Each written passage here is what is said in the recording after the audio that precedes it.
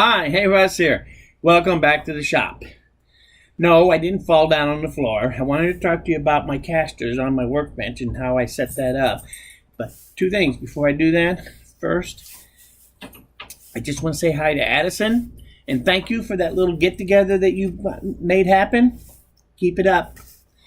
Don't forget, there's still more of those can come, so keep doing it, Addison. Thank you.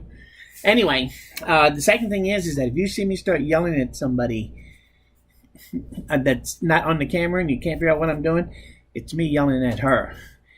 And whenever my face is within 2 feet of the floor, if I don't keep an eye on her, she'll sneak up on me and give me a big wet one. And that's what I'm trying to prevent, just so you know. So if you see a big wet one laid on me, you'll know she got me. So anyway, while we're down here is because I wanted to show you these casters. I was kind of in a pickle because I had an original caster set up that I put on here that would lift up. It was on a pin, and an arm came down and it pushed the caster down, which would lift the bench. But it turned out the force to lift it up and everything was just too great. This thing weighs close to 500 pounds, near as I can figure. And that's a lot of weight to try to do in a very short distance, on a very short lever. And that lever, and that was my first problem. Anyway, so much about what went wrong. It was a total failure. But one thing it did is it left me with this legacy area on my box. This is the box that I put underneath my desk. This is the desk, and this is the bottom of the desk. There used to be little legs on this thing all the way around, and I took them off, and I built this box that's about 12 or 14 inches high, and this is how I get my top of my bench to be the height I want, is by how high I made this. So I had this legacy area here, which is where the original mechanism resided. And I was trying to figure out how to get something sturdy in the way of a caster, but yet I can still lift it up and down. So when I'm not using the caster, I can still take advantage of my 8-point leveling system that I have on my bench. Because that's one of the things that make this bench really great. The other thing is if I can make it mobile, so if I need to move it, I can, because it's way too heavy to just push around by hand. So I figured out that if I put a back plate on here, and I have my caster right here, and it pivots up and down. So all I have to do is if I lift up my one end of my bench, I can take two of these legs, drop it down, put a block in here to hold it there. Then when I drop it down, it'll be on my caster.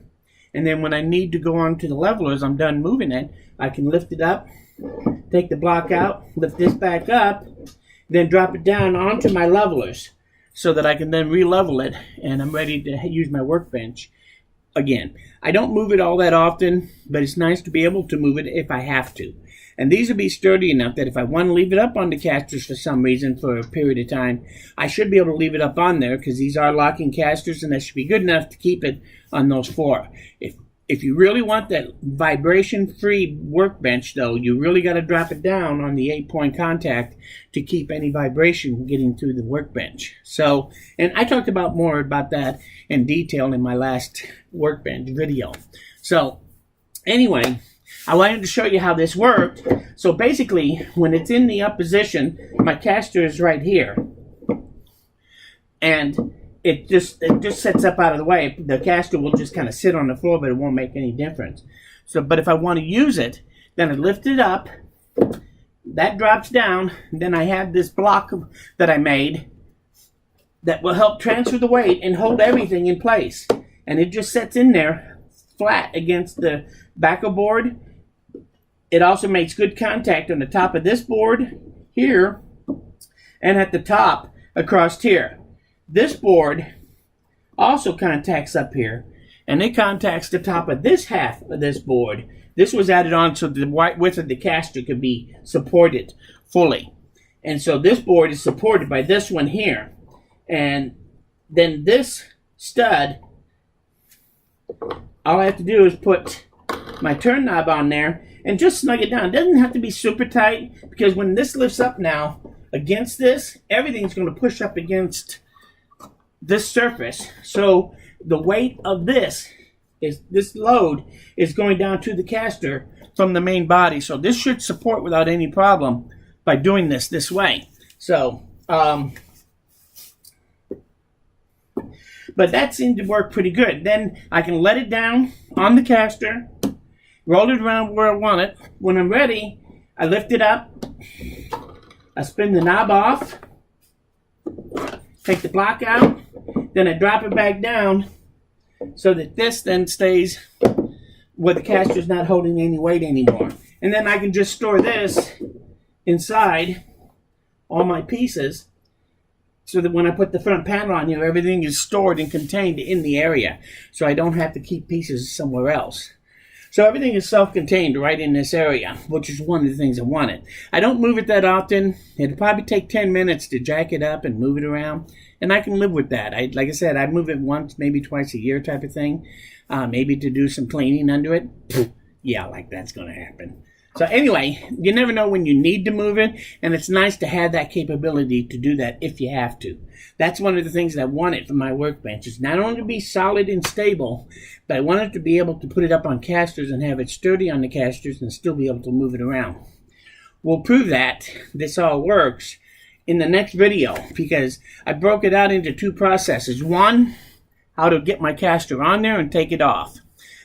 So that I can lock it in place and have it where it's out of the way, right here. And the other problem was how to lift the workbench so I can put the caster, lock it down, or release it.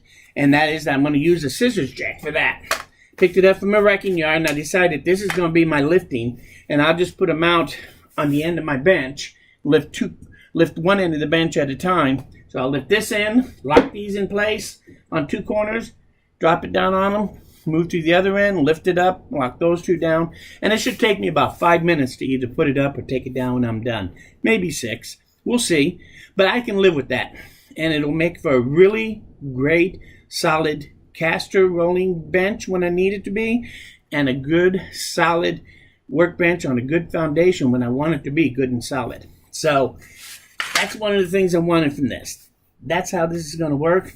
When you see how this scissors jack works, so I can lift and lower it and lock this in place, then you'll see how everything comes together. So I got most of the others in place. I guess I can now put the caster on this one now that I showed you how this works.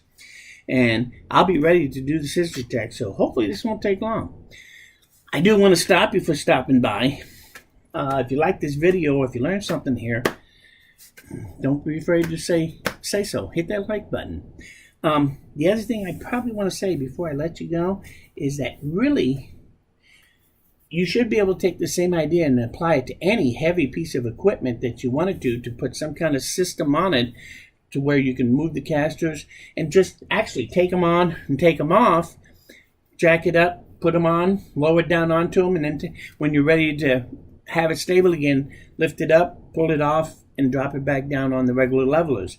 It's not that hard to do it. Not everything has to be whim wham and I'm ready to move it.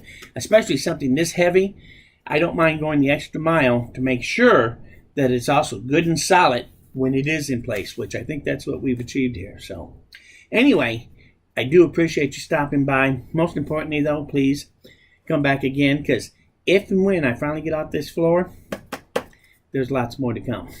Thanks, and we'll see you again very soon, hopefully. Bye.